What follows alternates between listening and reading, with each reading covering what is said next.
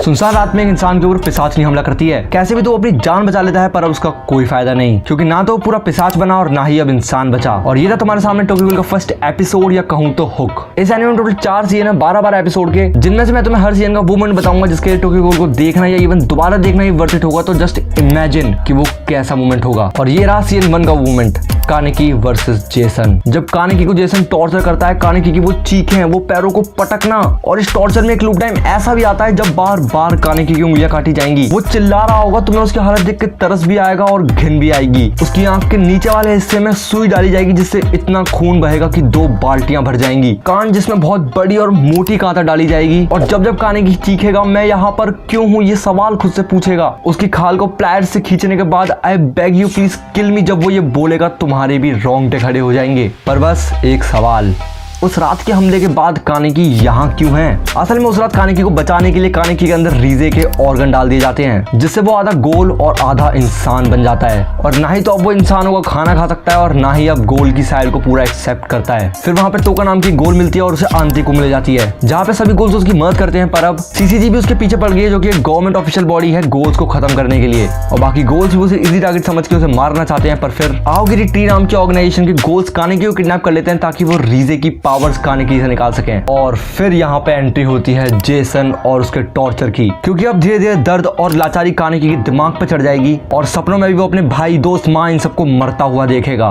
फिर वो रीजे फिर से आएगी जिसने उसके ऊपर हमला किया था और उसे ताकतवर ना होने का रिग्रेट फील कराएगी। और जब ये होगा तब कानेकी की आत्मा तड़पेगी। वो उसे आजाद होने का रास्ता भी बताएगी, जो होता है गोल्स की दुनिया को अपनाना। फिर ताकत और आजादी के लिए कानेकी मानेगा, और जब वो आई एम घोल बोलता है उसके बाद का ट्रांसफॉर्मेशन सबको हिला के रख देता है। अब वो आजाद और जेसन उसके सामने, and कानेकी sad it's my turn. उसके बाद लड़ाई नहीं होती, जेसन की सीधा मौत होती है। कानेकी एंड में उसे खा के सीजन खत्म करता है। और अगर अब तुम लोग यहाँ तक रुके हो तो तुम्हें वीडियो तो अच्छी लगी है, तो बस लाइक करके साबित कर दो। और टोक्यो गूल के सीजन 2 के लिए सब्सक्राइब करो और कमेंट्स में बताओ सीजन 1 का तुम्हारा बेस्ट मोमेंट कौन सा था। और मैं मिलूंगा तुम्हें एक और अगली बेहतरीन वीडियो के साथ। तब तक के लिए गुड बाय।